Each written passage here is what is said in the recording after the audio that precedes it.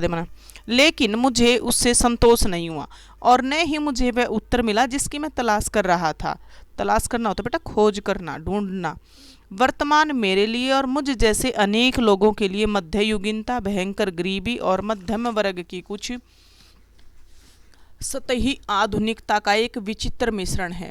मैं अपने वर्ग और अपनी किस्म के लोगों का विशेष प्रशंसक नहीं था, लेकिन फिर भी भारतीय संघर्ष का नेतृत्व करने के लिए मैं हमेशा मध्यम वर्ग की ओर देखता था। वह मध्यम वर्ग स्वयं को सीमाओं से जकड़ा हुआ अनुभव करता था और खुद तरक्की और विकास करना चाहता था। ब्रिटिश शासन के ढांचे के भीतर ऐसा न कर पाने के कारण ही उसके अंदर विद्रोह की चेतना पनपी थी। लेकिन यह चेतना उस ढांचे के खिलाफ नहीं थी जिसने हमें रौंद दिया था। ये उस ढांचे को प्रभुत्व बनाए रखना चाहते थे और अंग्रेजों को हटाकर स्वयं उसका संचालन करना चाहते थे।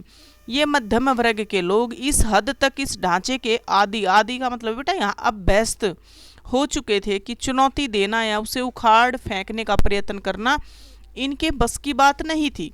कुछ नई ताकतों ने सिर उठाया और वे हमें ग्रामीण जनता की ओर ले गई।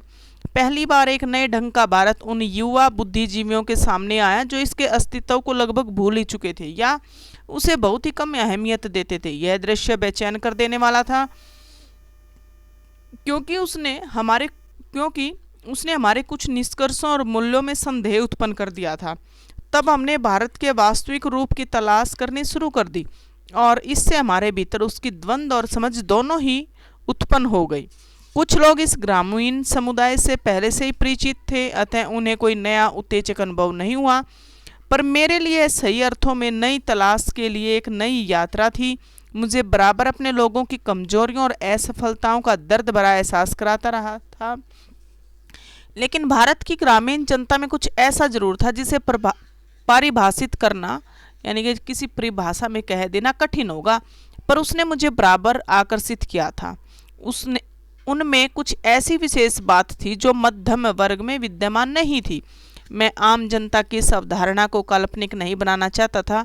मेरे लिए भारत के समस्त नागरिकों का अपनी सारी विविधता के साथ वास्तविक अस्तित्व है।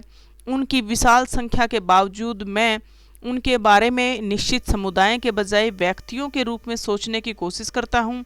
इसीलिए मैंने उनसे ज़्यादा अपेक्षाएं नहीं रखी। शायद इसीलिए मुझे बिल्कुल भी निराशा नहीं हुई। मैंने जितनी उम्मीद की थी उससे कहीं अधिक पाया था।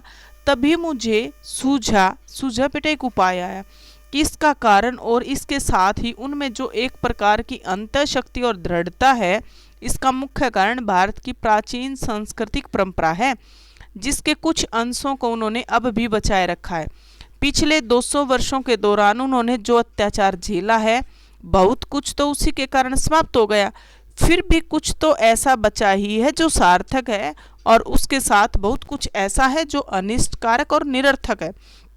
उससे आगे पेज निकाले बेटा। भारत माता को रीड करेंगे आज हम।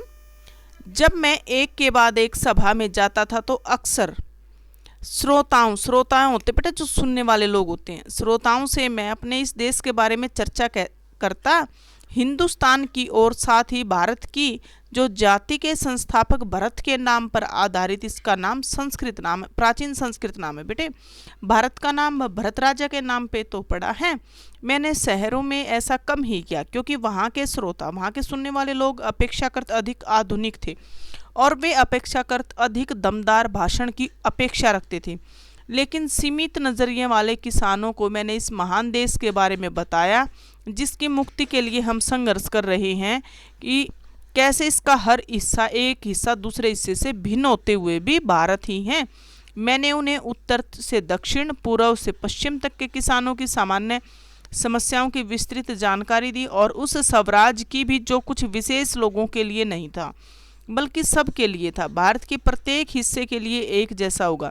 मैंने उन्हें सुदूर उत्तर पश्चिम में स्थित खैरब दर्रे से कन्याकुमारी या केप कॉमरीन तक की अपनी यात्रा के बारे में बताया।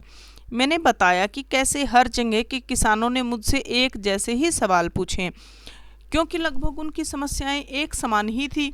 गरीबी, महाजन, निहित स्वार्थ, कर्ज, जमींदार, कर और भारी लगान। पुलिस के अत्याचार और ये सब उस ढांचे में लिपटे हुए थे जिसे हमारे ऊपर विदेशी हुकूमत ने थोप दिया था। साथ यह भी बताया कि राहत भी इसके लिए आनी चाहिए, भाई हमें इनसे छुटकारा पाना है। मैंने इस बात की पूरी कोशिश की कि वे भारत को अखंड मानकर उसके विषय में सोचें, साथ ही थोड़ा बहुत उस विशाल संसार के बारे में भी सोचें जिसके हम एक हिस्सा हैं। यह काम बहुत आसान नहीं था, लेकिन उतना मुश्किल भी नहीं था जितना मैंने सोचा था। हमारे प्राचीन महाकाव्य, दंत कथाओं और पुरागाथाओं की उन्हें पर्याप्त जानकारी प्राप्त थी। इस साहित्य ने अपने देश की अवधारणा से उन्हें अच्छी तरह परिचित करा दिया।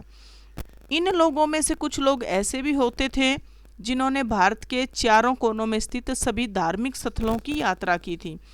कभी कभी जैसे ही मैं किसी सभा में पहुंचता था तो मेरे स्वागत में अनेक कंठों का स्वर एक साथ गूंज उठता था, भारत माता की जय। मैं उनसे अचानक पूछ बैठता कि इस पुकार में उनका क्या मतलब है, क्या आशय। मेरा प्रश्न उन्हें मनोरंजक लगता और साथ ही आश्चर्यजनक भी। उनकी ठीक ठीक समझ में नहीं आता था कि वे मुझे क्या जवाब दें, और फिर एक दूसरे की ओर देखने लगते और फिर मेरी ओर ताकने लगते। मैं बार बार यही सवाल करता जाता। अतः एक हट्टा कट्टा जाट जिसका न जाने कितनी पीढ़ियों से भारत की मिट्टी से अटूट नाता रहा होगा, जवाब में कहता है कि यह भारत माता हमारी धरती है, भारत की प्यारी मिट्टी है। मैं दोबारा सवाल करता हूँ, कौन सी मिट्टी? उनके अपने गांव या जिले, राज्य के तमाम टुकड़ों की, या फिर संपूर्ण भारत की मिट्टी? प्रश्नोत्तर का यह सिलसिला तब तक चलता रहता जब तक वे मेरे उत्तर देने का प्रयत्न करते रहते और अंत में कहते कि भारत वह सब कुछ ही तो है जो उन्होंने सोच रखा है, उसके अलावा भी काफ़ी कुछ है। भारत की नदियाँ और पहाड़, जंगल और फैले हुए खेत जो हमारे लिए भोजन मुहैया कराते हैं, हमें सब प्रिय लगते हैं। लेकिन जिस चीज़ का सर्वाधिक महत्व है वह है भारत की जनता, उसके और मेरे जैसे सभी लोग। मैं सभी लोगों, वे सभी लोग जो इस विशाल धरती पर चारों ओर फैले हुए, मूल रूप से भारत माता यही लाखों लोग तो हैं। और इसकी जय का अर्थ है इसकी जनता की जय। मैंने उनसे कहा कि तुम सब भारत माता के ही हिस्से हो, एक तरह से तुम स्वयं ही भारत माता हो। जैसे जैसे यह विचार उनके दिमाग में बैठता जाता उनकी आंखें चमकने लगती और ऐसे लगता जैसे कोई महान खोज कर ली हो। बेटे आज के लिए इतना ही, नेक्स्ट आगे करेंगे 3rd लेक्चर में। थैंक यू बेटा।